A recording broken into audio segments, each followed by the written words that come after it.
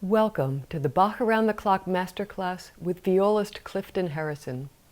My name is Marika Fisher-Hoyt and I'm the Artistic Director of Bach Around the Clock. This event was recorded live from people's homes in the US and the UK, and we apologize for the sound quality of some of the segments. We think you'll see that it was a wonderful learning experience for all concerned, in spite of some logistical challenges.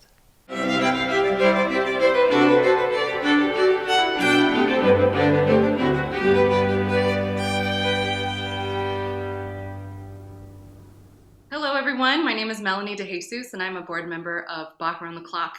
As part of our virtual festival this year for 2021, we have the marvelous opportunity to welcome our esteemed guest artist Clifton Harrison, who is joining us from the UK today.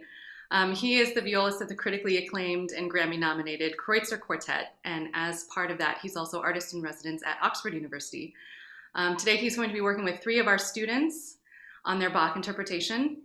And I'm just so pleased to be able to share this with all of you at home and with the students here. So, Katie, are you ready to take it away? Oh, Clifton, did you want to say anything? Yes, just thank you so much, Melanie, for having me. I can't wait to hear these wonderful Bach interpretations. It's one of my favorite things to talk about, so I can't wait, and I'm very excited. Thank you. Wonderful. Okay, so let's. Oh, excuse me. Katie. Okay. Hi, my name is Katie, and I'm in 9th grade and I play the viola. And I'll be performing Suite 2 in D minor by Bach and the Allemande.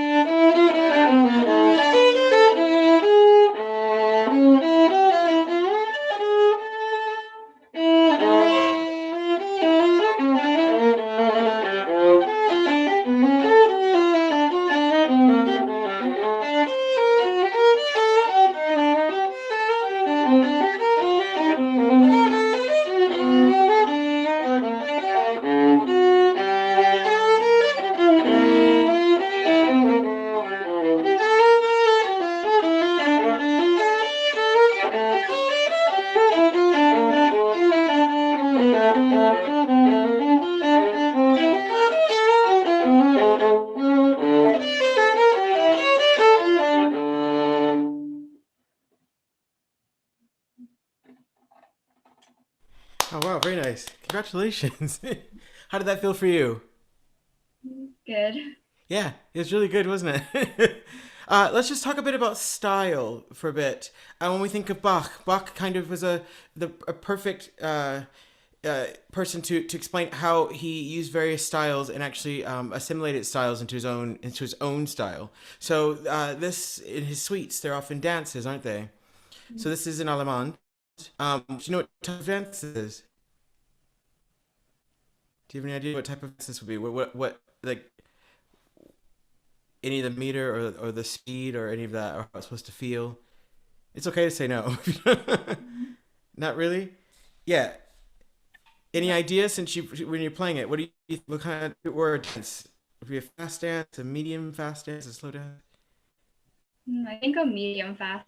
Yeah, actually, that's exactly right because it's in a moderate tempo. Right now, also we should know that all these dances, the Gigue, the Sarabande, the Allemande, the Courant, all these things that are in all of these suites, including the piano, the French suite that we heard later, and the partitas from the violin sonatas and partitas of the violin. They're not meant to be taken quite so literally, which is good. So you don't have to pretend someone's dancing when you're playing. So that's not something I want you to think about. What I do want you to think about is what Bach possibly was thinking about. In this, harmony is key. And all of these solo works, which is really interesting to know, were written for the solo instrument without bass. That's actually written on the titles of all of these things. Now, that's a bit misleading because you're implying the bass in this. So you're not really playing an extra part or 2 parts or 3 parts or 4 parts, but you're actually playing, and the listener hears the bass inherently. So in order to get that feeling, we need to do a few things. So I think we need to really look at the cadences. Like the first one. Can you play the first 2 bars and land on the 3rd bar? And I want you to think about how you want to express the cadence, the ending, and how it lands, and what it means to land on that chord. Just give that a go. And slow it down just a bit so you have time to think.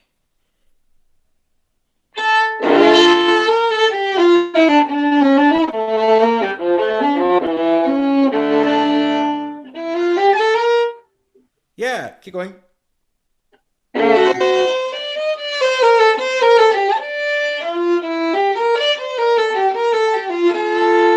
Yeah, okay, and that one too. When you land, yeah, you're actually that tempo for me feels better.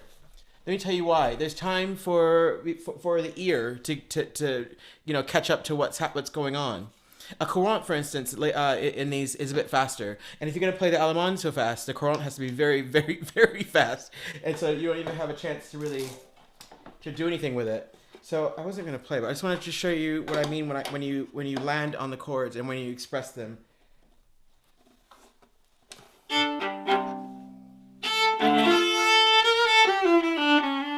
That's all right.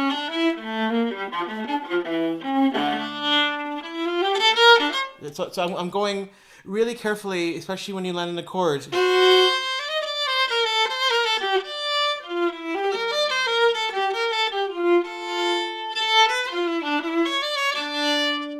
So you see what I'm doing? I'm not really slowing down or speeding up exactly. I am a bit, but what I'm doing is minding the chords and acknowledging them without getting in the way of the melody. So that's what the tricky bit is. I want you to try. You did it really well just now. You did it well before when it was faster. It's just it took, my brain wasn't catching up to what was happening musically.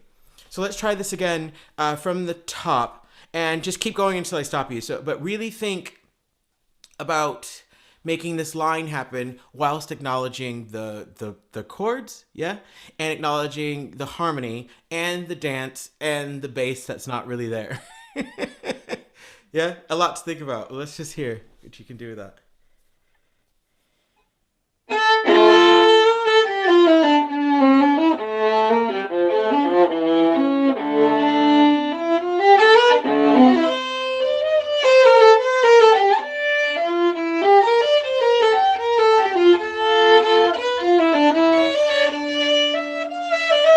Yeah, okay.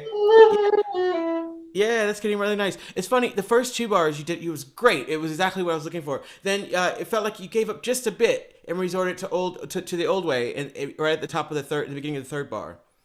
So that one's actually really at the beginning. It's an introduction, and I think it's not the end of the phrase, but it really lands there. So can you play the 2nd bar? And but mind you, take everything I'm saying with this because you only have a few minutes. So take everything and apply it to the rest of the piece. I'll try to jump around a bit, but just to give you an idea of what I'm looking for and what maybe you can help to improve the musicality of it. So let's try again in the 2nd bar. I know it's a really weird place to start.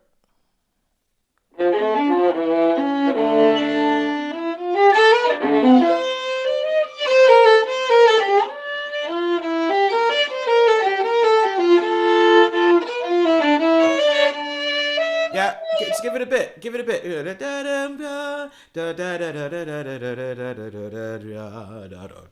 It needs to, as if you're singing it. You wouldn't try to sing without breathing, would you? No. So play while you're breathing and figure out where you need to breathe and let the music breathe a bit. So once again from the 3rd bar now. The annoyingly difficult chord.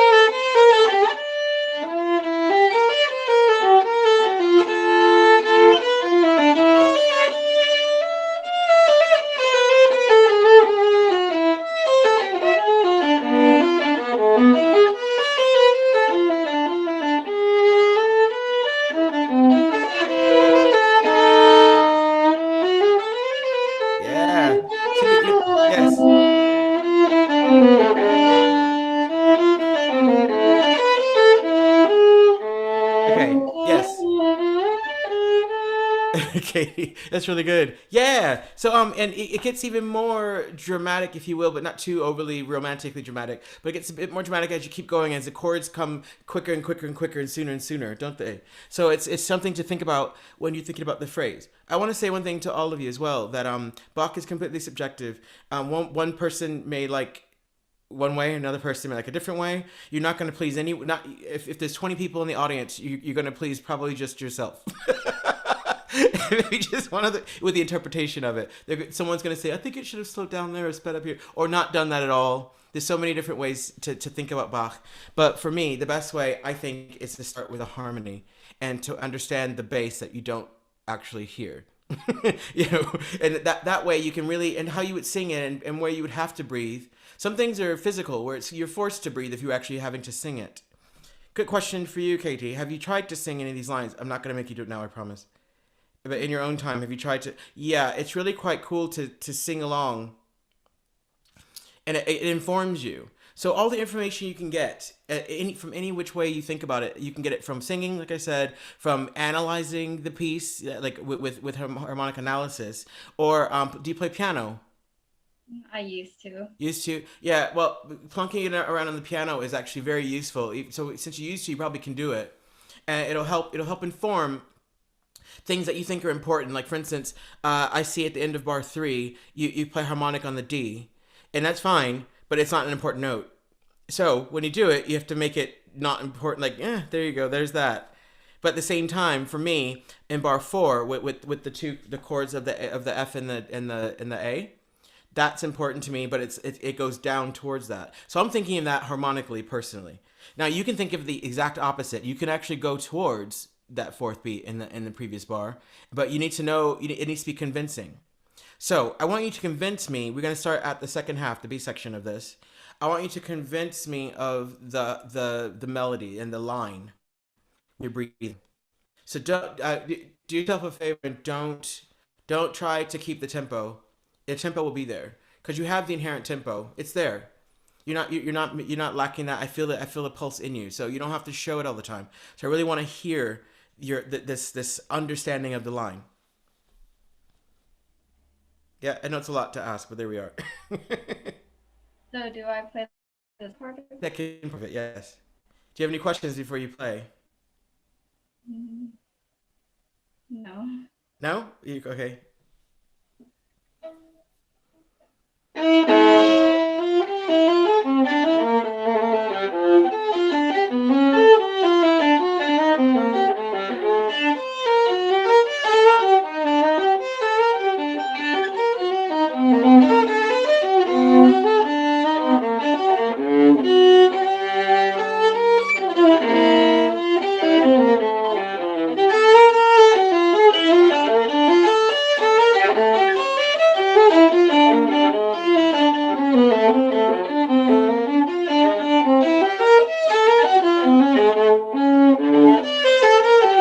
Okay, let's stop there.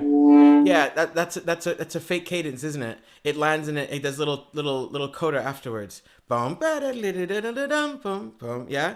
So acknowledge that. So it's that last that D at the beginning of the bar. That's actually the end. The rest of it is a little turn at the to add to the end. So go back just a few bars, and try and play. I want to hear that it finishes, but then it doesn't.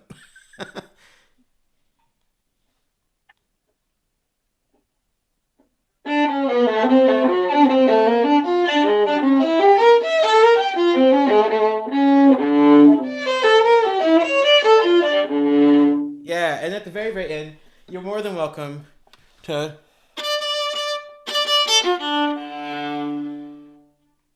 Yep, because the next is the courant that's really fast. So if you're playing it actually as a full work, you have to kind of know what you're going to do next and treat that as in that way, yeah? So very, very good. I do want to also say, I noticed a difference when you're bowing in 4s versus bowing in 3s and bowing in 2s. For me with Bach, the bowing doesn't matter. So it does when you're playing, but you can't let it get in the way of the line. So for me, a 2 and 3s are just for convenience or for stressing something, but they really shouldn't get laborious within it. And this section is quite difficult. I mean, this last section, it goes everywhere, doesn't it? Harmonically. I mean, it's really quite crazy. It modulates, I don't know how many times, and goes through huge sequences very fast. So, again, that also gives you a chance to understand what the ear wants to hear, which is maybe a bit slower. But yeah, this is very, very, very good. Can we now work on, how much time do we have? I didn't look at the clock now. Do we know? You have about I didn't know when we started. How many? about 4. Oh, great. Okay, now let's talk about the chords and all of this. We're gonna ignore everything else. Let me just move my music for a second. I want you to do an exercise for me. This definitely applies to the violin as well. I mean, it's really important this way. Because these chords were not meant to get in the way ever. So we have to figure out a way to make this work. What I want you to do is just learn how to approach each chord.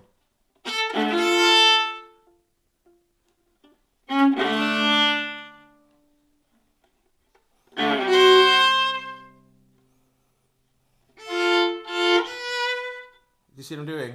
I'm just skipping up to all the bits and trying to figure out how I want to approach these chords. Where I want to be in the bow, where I want to be contact point on the, and really thinking it through of bow speed with the sound I want. So the first one is really important because it launches the intro, which is 2 bars. So let's just hear what you do with that. Just dum dum dum.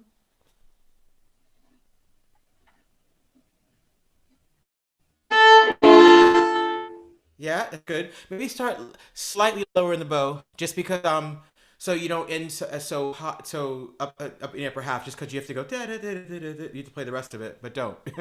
Let's hear. Oh, sorry. Yeah, you exaggerated. Middle, this the middle bow, middle of the bow. Yeah, that's good. Yeah, but now it sounds too active to me. Does it sound that way to you? It's not very regal. Make it a bit more regal. Exactly the sound you made when I asked you to play it lower in the bow. Before that was great. It was just in a bit wrong part of the bow, but it was the right sound. So think of that. Yeah. And what did you do with that A on the top? There's a thing you did which is really nice. Did you force the sound? Did you hold the sound? Did you release the sound? I held it a little. And then you did what after that?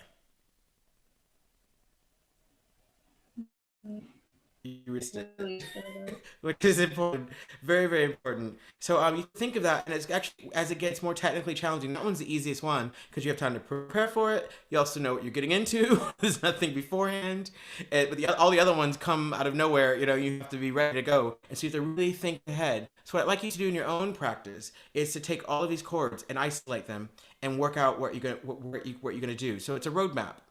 Yeah. So let's hear the next one, which is in the middle of the second bar. And play that bum yeah, whatever yeah, is that what you really want? Boom bum dum. Try something else.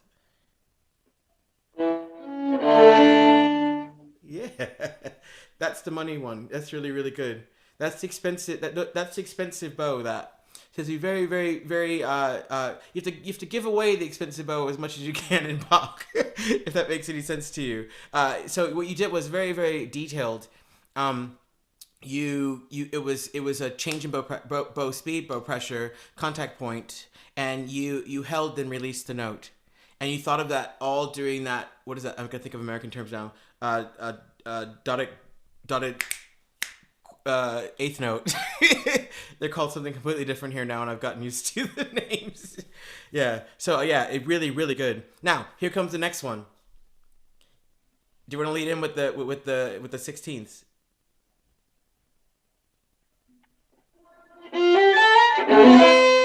Yeah, that's good. Now, if you're gonna slur that, you have to make sure you get far enough down the bow to make that a nice, exactly what we said before with the held, released, contact point, all that. So try again.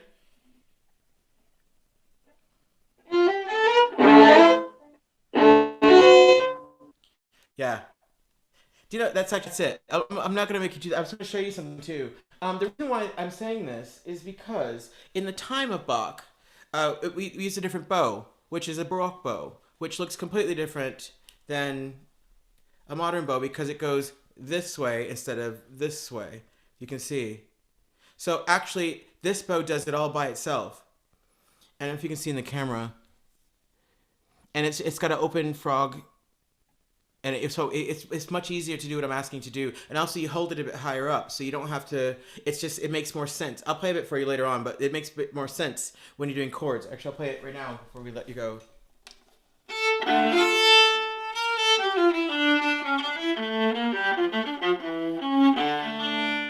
Do you see it? It's just simple. It just does it by itself. So yeah, so you have, with your bow, you have to kind of think that way to make the music happen in a modern way, which is what we're happy to play it in. Yeah, it'll really it'll sing that way. It's singing now. I really love your playing. I love your sound. Really good sound. And yay violas. Yeah. So thank you so much for playing. I would love to hear it later, like in a video or something, if it's possible at some point, like after you worked on it a bit after this. That'd be really nice to hear. So thanks, Katie. Thank you. Yeah.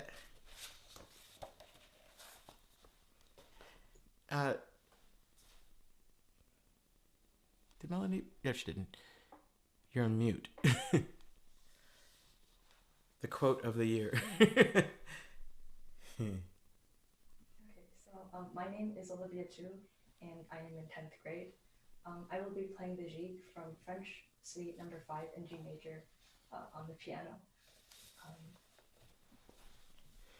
Let me just mute myself. So...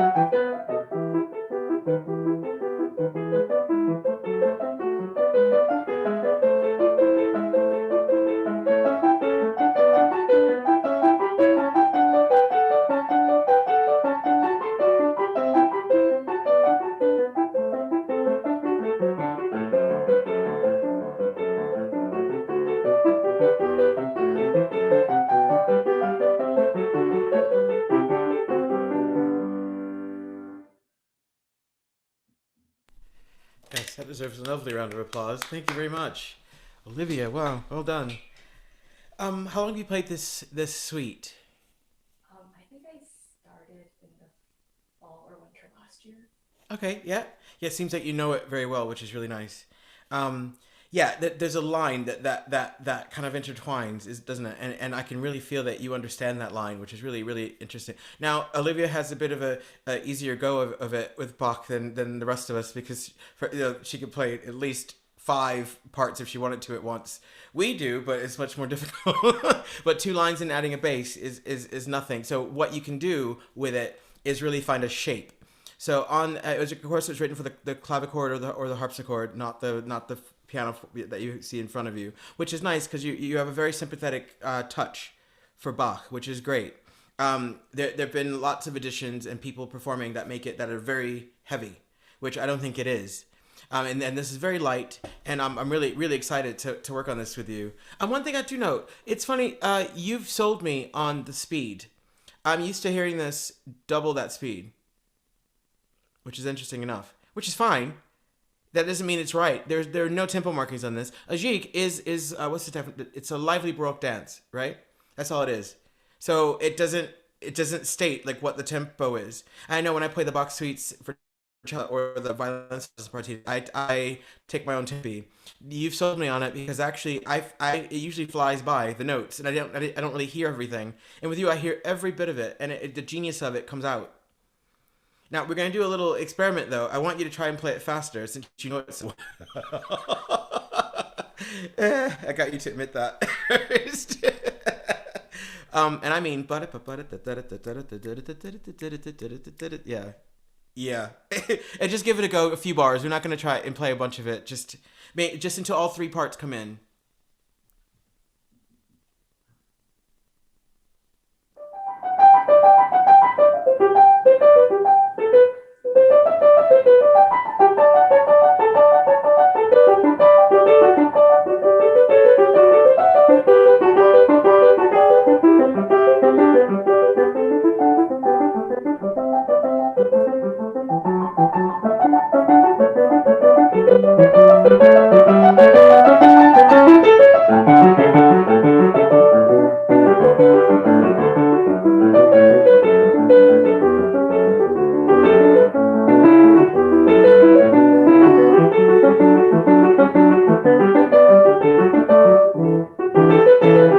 Yeah, that's very good. Yes. It's a different piece, isn't it? Altogether. Now that's worth thinking about. I like your speed, but this is something you can think about, especially if you played the whole suite, or more parts. Have you played any other parts of it? I've played the Allemande, Yeah. the Kreutzer, and Yes. Okay. Yeah. So it's just something to think about in performance at some stage, because you did it very well, didn't you, everybody? I mean, it was fantastic. Yeah. So yeah, you're really good for that. Okay. Now let's get into the nitty gritty of it. Do we know what instrument Bach enjoyed playing, or instruments? enjoyed, like favored. Yeah. I don't know.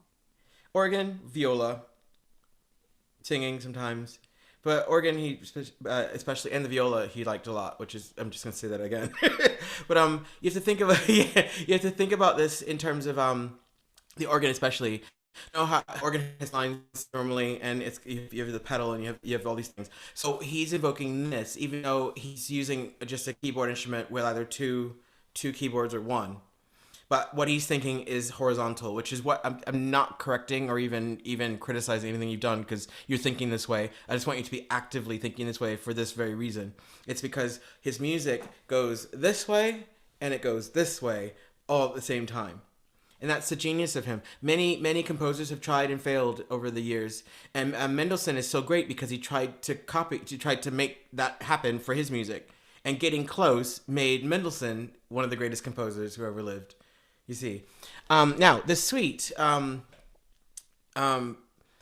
you know how many suites there are total? This is suite number 5. I don't know how many there are in total. Yeah, there's 6 suites. Yeah, and it was written between 1722 and 1725, if I'm correct. They're called the French suites, but there's really nothing French about them apart from the spelling of courant, which they're mostly in the Italian style, which doesn't really mean much apart from the gigue. Do you know where the gigue came from? Isn't it originally like an English? Exactly, Jig. Yep. And then it was exported to continental Europe. That's correct. And that was in the 16th and 17th centuries. 16th century gigue went in the 17th century to Europe, which is when Bach would have heard about it or known about it. And he would have lived with all of these dances and these movements for a very long time. It wouldn't necessarily have been for solo works, but he incorporated this interest music because it was the fashion at the time to do so, and that he understood this music. So when you're coming at it in a way that a composer is understanding it, what do you do with it? Well, you must look at how to understand how the composer understood it. Then you take that into your own playing and you make your own understanding of it. Now you have already. I love. Do you have bar numbers? Yeah. Okay, I don't. Let me just give me a second. Let me just do this. I should have done it before. Too. I was gonna do a few.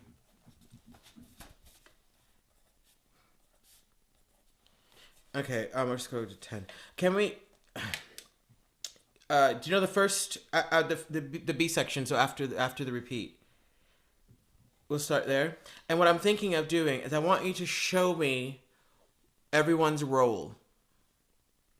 And I'm asking you a question. What do you think that means? What do you think I'm asking of you? The roles of the different lines in the B section. Yeah, but a bit more abstract than that. What else do you think? How they contribute to the overall listening experience. Yes, and also what their characters are, the characterization of each of these. We're going back to your original tempo. Don't worry. So yeah, think of the characters. And when I play Bach, I really think of what characters I'm playing. It's like it's a play that there's a many voiced characters, so many voices. So let's have a listen to how you get through this second part. I really want you to think and take your time. If there's a bit where you're not sure, like literally give yourself time to really decide, because this isn't a performance. We're actually thinking our way through this while you're playing. Okay.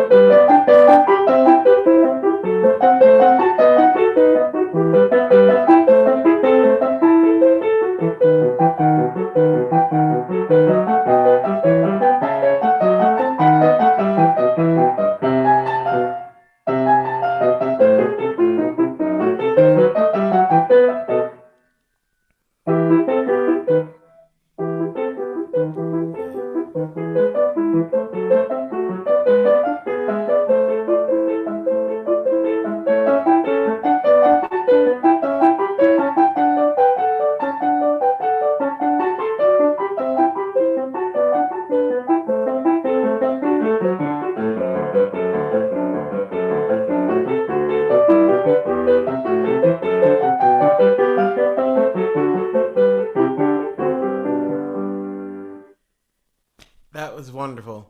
Actually, amazing. Actually, it's a better word for that. I understood everything you did there. I think Melly can really agree with me there. Yeah. I take back what I said. In the audience, in that performance, no one can say much in defiance of where you decided to go. It was very articulate. It was actually it was caring with the notes and the music. Which it's a good sense of care. I'm sure your teachers probably told you that before or something to that effect. That it's just the touch of it is excellent. So I hope this carries on to all of your this suite is amazing. So I hope you do play the rest of it, and it carries on through that because I heard the bass line, I heard the characters. I felt like there was a bear in Germany bobbing around at the beginning, and I felt and then there was a delicateness, and there were children playing at one point, and there were these things that I had for my imagery. That everyone has their own individual imagery, obviously. So yeah, it's quite wonderful. And when you came to a few of the cadences, you thought about it, like, what do I want to do here? And then you did it. Really, really nice. Technically, I do want to get you moving a bit more. This is not for, I don't agree with moving for the sake of moving and doing concert moving. I want you to move to really feel where the music is going.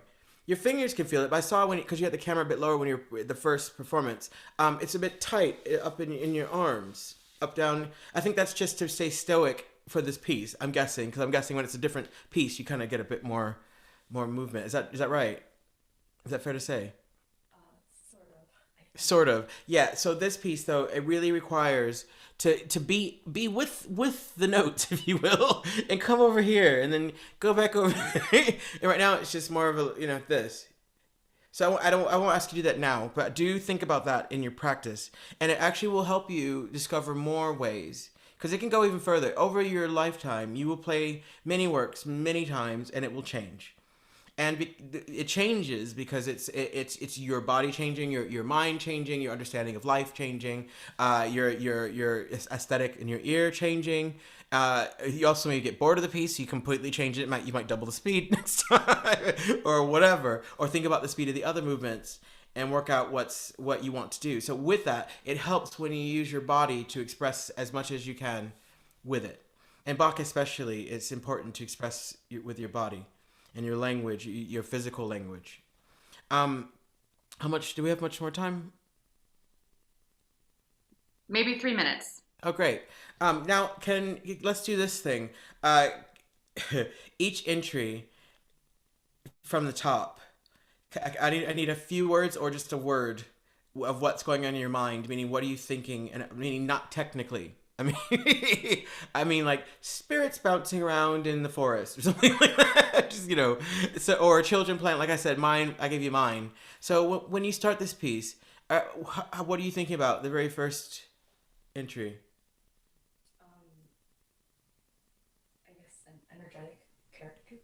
Yeah. Can you think of an energetic character? A bouncing ball. Bouncing ball. Yeah. Yes. Because it's different sometimes. This one starts with the upper voice, doesn't it? Often it starts with the middle voice, a lot of these. Just because it's interesting. Oh, there's another one. Oh, there's a bass one. But this one starts at the top and kind of works its way down, doesn't it? So, okay, there you have a bouncing ball. The next one then, what's there when the ball's bouncing still? Is the ball still bouncing or has it stopped? I feel like it's sort of settled to a dribble instead of bouncing. Okay, and so what's the second voice doing when that's going on? A larger ball that is bouncing. A larger ball than the first ball. Is that what you're saying? And there's no wrong answer because it's you how you're feeling this music. so okay, it starts with the ball bouncing energetically. Then that ball dribbles a bit, allowing the larger ball to come in and bounce. Is the ball bouncing more or less than the previous ball in their entry? More. Okay, yep, that's good. And then the third, which is still, yeah, you see that into bar 7. You can put your music in front of you if you want, so we can talk this through. It's easier if you just look at it while we're talking. And yeah, okay. So what do you think the third voice is doing, and what happened to the second when the third comes in? I feel like the third voice is still like a bouncing ball, but then the other voices are still bouncing, but like they're further away. Yeah. Okay. Okay. So that's really good information, isn't it? So all of this is bouncing along, and then there's a bass line that comes in. It's kind of a pseudo bass that comes in. So I'm guessing it's the same thing. Everything comes and people make room for it. You're saying the balls make room for each other. The bouncing balls, but the energy level still very active as a whole, as each one comes in. I think as a whole, overall, about the same. Yeah, that's good. Yeah, and then what's nice about that, I like this. What's nice about that is it gives it room when you decide to play with the tempi and not tempi, the dynamics later. It makes it very different, which is great. Like you come to piano and it's softer and it's louder here and it builds and all the what are they called? Sequences don't all go the same way, which is so nice to hear.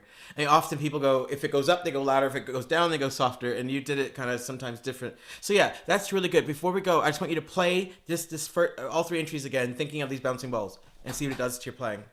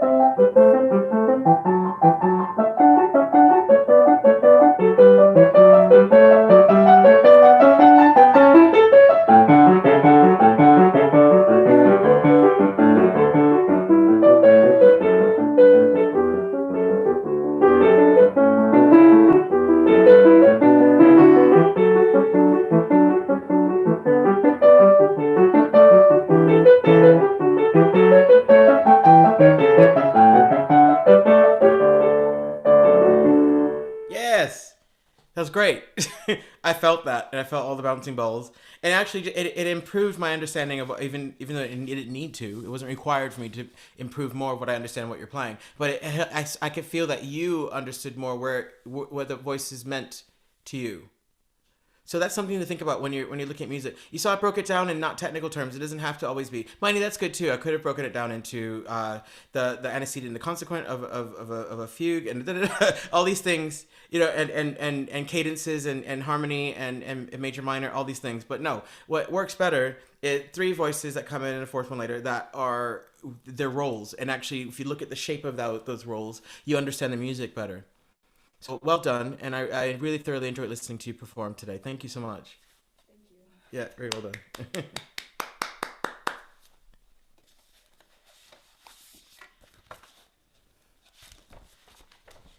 Freaking out my violin stuff. Look at that.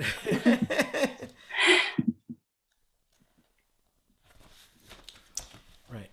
All right. My name is Julia, and I'm a senior. I'll be playing Bach Sonata Number 1 in G minor Adagio.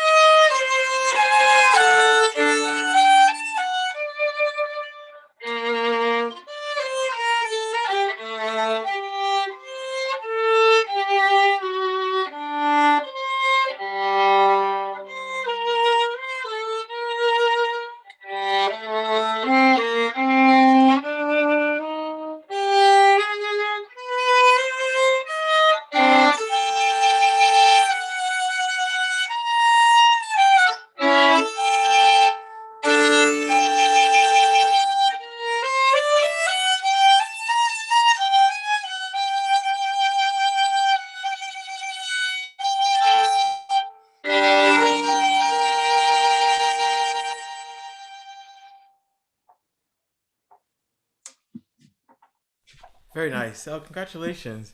It's one of the great works, isn't it? Mm-hmm. I remember playing the fugue, the next movement, for like 2 years. And this, I played the whole thing. But yeah, it's great, great. Well done, you.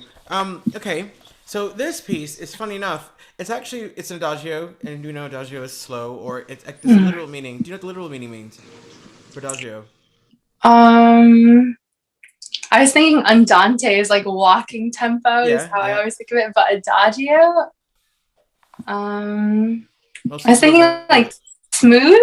Yeah. No Okay. idea. Well, kind of. It means at ease. Mhm. So kind of, smooth. So Yeah. it's not molto adagio, which you're not doing, which is great because it's written in very small Mhm. notes, isn't it? And Mhm. it's one of those things where you look at it going, what is this? How are Yeah. we supposed to approach this? Yeah. Okay, so it's full actually of ornaments, isn't it? But written out ornaments. Mhm. Bach is well known for writing out his ornaments, and at the time, often you would just get chords or just get the simplified version, and it was up to the performer to add things to it. So it is understood too that's why there's an argument these days about how much ornamentation you put, your own ornamentation that you put in Bach, because a lot of it, as you can see here, is clearly in there. Now, you have to work out what is ornamentation and what is not, because some things are leading and passing tones that are required, that you can't just jump from one thing to the next. But other things are fluff, and unnecessary for the greater impact of the harmony and the melody. Does that make sense? So Yeah. we're gonna deconstruct the first just 2 bars and try and work out what's important and what's not. I'm asking you to do this because there's this sense of calm and at easeness, if you will, that this piece needs to really invoke. In order to do that, you really have to map out what is important, so it makes the listener feel at ease. Okay. I didn't think of that before. That just came out just now. I didn't prompt that whole thing. let's have a go. Just the first 2 parts, and really think about what's happening. I would say like a lot of the moving notes I would say are like ornamentation, and the chords are kind of like what's the downbeat and keeping it going. Yep. So do you want to? Well, actually, let's regroup. Let's do this again. How about just play the bits you think are important, but you have to hold the other bits during the time it takes to do the parts that aren't important. Does that make sense? So the chord has to last until the third beat. You see? Okay, so just play the chords, I guess. Yeah, but do whatever bowing you need to do to fix whatever you need to fix. Okay. It's just an exercise to sort some stuff out. Okay.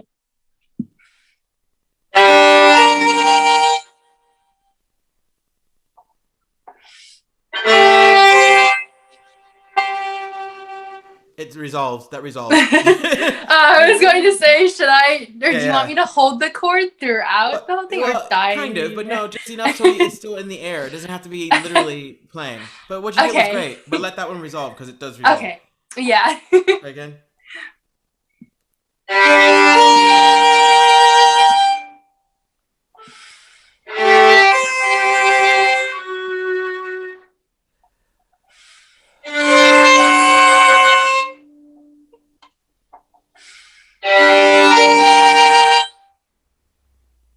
Keep going. Just for the last bit.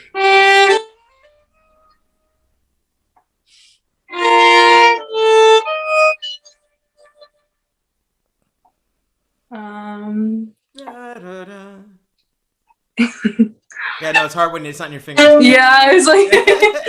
Okay, good. That's good enough though. Let's talk about this though. So get ready. It's not in your fingers because you're used to the physical sequence of it. Yeah. So that's a good exercise and something worth noting. That even if because you know the piece very well, but actually in your brain there's another way you don't know it, which is actually what we're doing now. So it's very, very important. I'm sorry, I'm gonna have to use the viola version because there's no way I can play that. That's all right. So, I mean, yeah. So, but it's mainly going.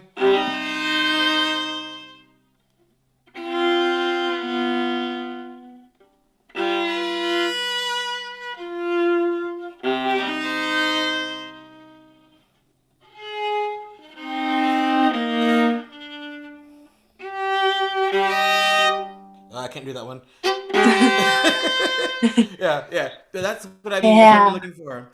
And so the approach. So I want you later on. So that's something we'll leave because we'll work on some other stuff. But I want you to go through it that way. And what it'll do is it'll show you that the rest of it is completely unimportant. So when you play these chords, the upper lines, that all you just do is getting there.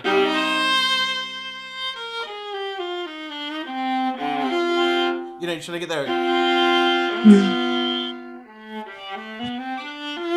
Yeah, that's all you're doing. You just to get there. It's all the ends to a means, if you will. Ornamentation. Yeah. So yeah, okay, let's think of that. Now we're gonna go back to a few Bach things that I really want to discuss. You know, where's the most uncomfortable place for you in your bow? Not in the music, in your bow. I'd say like frog. Yes. So that's yes. So with this Bach, guess this really gets exposed. Now, I used to have a really big problem for me with going to the frog, so I would just avoid it. Lots of people can say the same thing if they did. Yeah. So what would really help is to think of some exercises, either using this music or finding an etude or even just doing your scales, where you really manipulate. I'm using that word intentionally. The frog.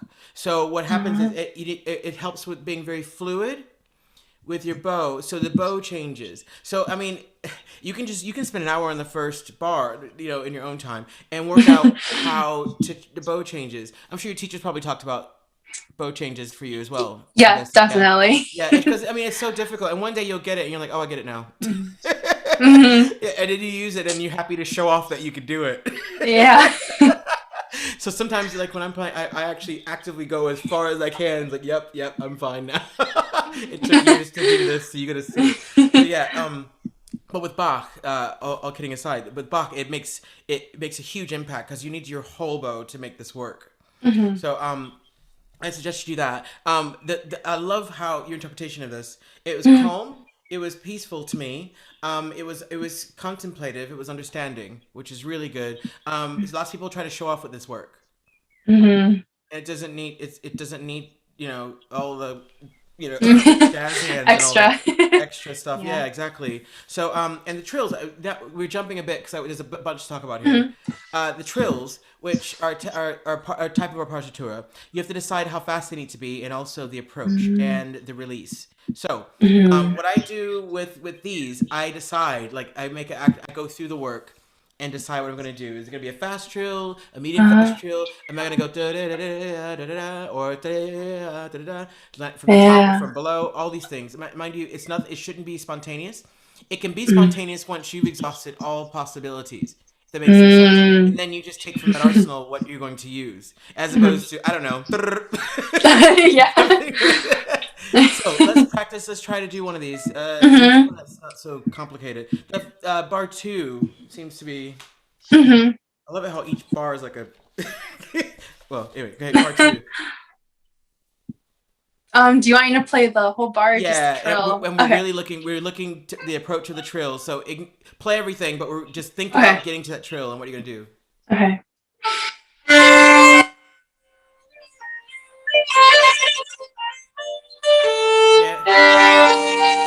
Okay, that one to me at this time sounded like you planned it. Yeah. Did you feel that way? I definitely thought of it, and then I played it slower this time than I think I did the first time. Thinking and making it sound like you planned it are two different things. So let's try. Actually, the next bar. At the end of it. Yeah. Play the whole measure again. Bar 4. My fault. Try bar 4. Oh, okay.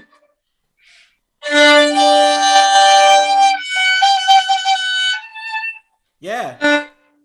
Okay, so tell me what you decided to do there. I heard it, and I know what you decided to do. I just want you to articulate what you decided to do. I think maybe like take a brief pause right before going into the trill, and then make it really deliberate when I'm playing it. Yes. You know, there are many different types of trills, and they actually have names. I'm sure there are, but I don't know the names. Yeah, all the turns really, because the trill is a very specific thing. There's a mortise as well, and there's lots of different things. It's worth looking up to see what they mean, and like Baroque books, like books on Baroque playing, really come into play there. Where that's why lots of Baroque players can, if it's a Baroque orchestra, they can all play the same trill without discussing it. because how it was approached and how it arrived, everyone understands how it goes. So what you did there was very convincing. So yes, if I were playing with you, like if I had a trill as well, like the second violin, I would have done exactly as you did. So now, what did you learn from that? I would say like just with the trills in general, and I don't think I ever really focused on just playing the trills and like how many turns I should do for the trill, but I think going into the trill, it's really important to like think about that. Even though it's like an ornamentation, it's still kind of like he deliberately put that there and made it, so it's like Yes, important. Yeah. I don't know if you heard in the piano suite, the French suite. It's a mortar, which is a da-da-dum. It's just da-da-dum, so da-da-dum, it's da-da-dum, and those trills kind of go in at some time too. You also approach it differently when you're coming up to a fermata. Yeah. So you have to just think about this, and also how long the trill is. It's called in America. I learned appoggiatura was only that turn thing, but in European understanding, an appoggiatura is the entire that whole mechanism, including the trill. So when I ask what type of appoggiatura you're going to do, that means the approach, the actual implementation, and the release of the trill. Yeah. So I want you to think about that because there's so many. This is a perfect piece to work this out. So you'll understand Bach. Mind you, once you do this, when you play Vivaldi, it's completely different. Yeah. And when you play French music like Lully and Couperin, it's completely different. So in Baroque music, the German style, the English style, which is really all the styles combined together because they didn't really have their own, and then the French and the Italian, yeah, and these are all different styles that were competing at the same time.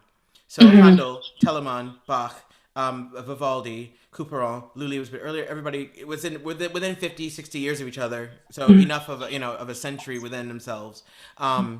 They're all approached differently. So I want you to know that when you work out these trills, do the same thing when you're approaching any other music you're doing, but do not take it in the same manner. Bach trill is different. Well, that's something to think about. Lots of people don't realize that you wouldn't necessarily play like Thomas Tallis. You wouldn't play, which is a English composer, or Purcell. You wouldn't do an ornament the same way. Yeah. As you would someone even in their same period. Yeah. So that's why these are there's so much information in this. It's your edition one page. Yeah, mine is just the one page too. I mean, it's amazing that it's just like one page of, oh my goodness. Yeah. Have you played the rest of it? Or at least, have you played I've started working on the fugue, but I haven't gotten super far on that. Okay. Well, what helps with the fugue is if you can think of the Adagio as a precursor to the fugue, and so you can actually let them both inform each other. And I've been saying this a lot today: is that we have to find the tools we need. It's information. Everything is information. So you can't rely on your teacher or previous recordings alone to help you dictate your own understanding of a work. It's actually all in front of you. So taking the information here, like I said, dissecting it and seeing that, okay, there's 2 chords in the first bar, and the second chord resolves, which we worked out. Yeah.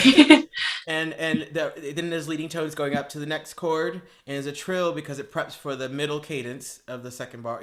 These things, talking your way through it, and then how I'm approaching, what do you call those? Is it 32nd notes? I can't do it anymore. 64th notes in the third bar, the trill. 64th. Third bar, the trill. 36. I think 30. Yeah, 32nd. I mean, 32nd. Yeah, but how do you do a trill in a 32nd note? That's different. Yeah. All right, so we've talked about, now this is mapping out. This piece is worth, I'm telling you, it's more worth talking through, which is what we're doing. It's more beneficial than just playing little passages and just trying to, it's the understanding of it really, really helps. Why do you think he wrote it in such small notes? I think he didn't want to take away from like the main notes because there are so many notes on the page already, so it probably wouldn't help if you put like every note in like huge font. Yeah, well, not that, not font, but like note value. Yeah, no value. And that's exactly it. Because if you actually look at it, the cheat sheet is all of the quarter notes. Sorry, I stumble again with my names because they're different here. All the quarter notes and the half notes, and the eighth notes are more than likely important. Yeah. You see that now. Sometimes a 16th, but almost never a 32nd or 64th. Now, Taking that in mind, we're gonna do the last bar. You're gonna have to use everything we've talked about because look, there's a trill in there. There are chords that we use, and there's eighth notes. There all these things in there. But then, what do you do with a whole note with a fermata on it at the end? Mind you, the answer is not. You have to play it at least all 4 big beats plus more. That's not the answer. It's how you approach it, and that means you have to use your whole bow, which means that last hard bit is there. Okay. So give it a go. I want you to be extreme this time. It's not going to sound good. Let's all agree this one's not going to sound good because you're going to be extreme and try your best. So no one's going to judge you because it's hard and it's not going to sound good. Yep. All right. So do you want me to do the whole measure? The whole measure, yeah. Okay. Yeah, the whole second to last measure, yeah. All right.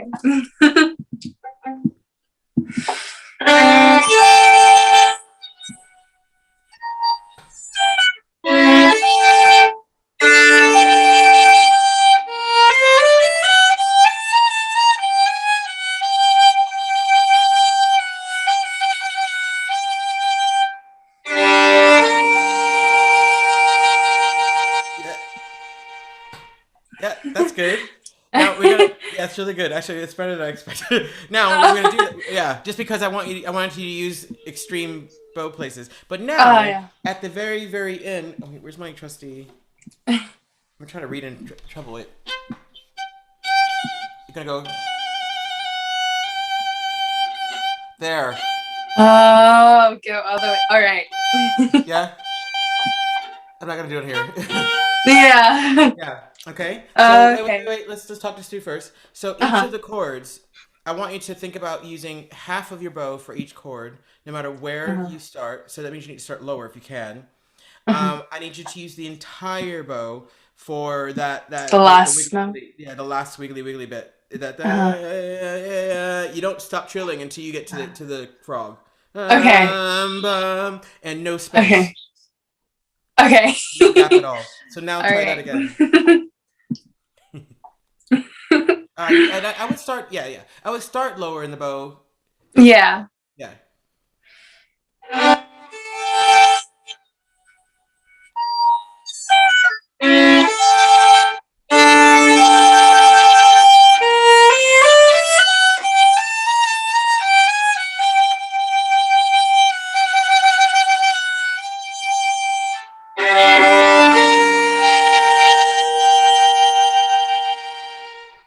Yeah, it felt completely unnatural, didn't it? It felt really uncomfortable. But it was exactly what is required. That's it. That is it exactly. What I do want to say too is that second chord too. The which beat? 1, 2. It's a 1.5 beat. So play. You have a little space you're putting in there, which I don't really think it's necessary between the 32nd note. I think when I retake the bow, maybe. Yeah, I think I do. It's fine. It's the chord before the retake. It's the chord before the retake is when. Okay. So try again and just stop before the last twiddly bit. Okay. Wait, play to the end or just play. I'll stop you. Yeah. Okay. Yeah.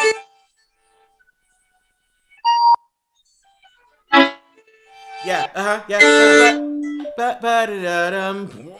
You have to really exaggerate. I want to hear all of the crunchy and all the extraneous harmonics to make sure the bow is still in the string.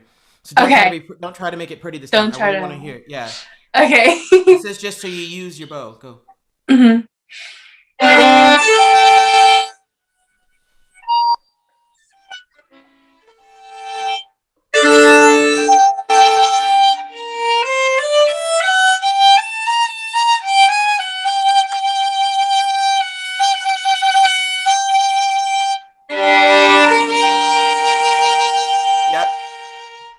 That's it.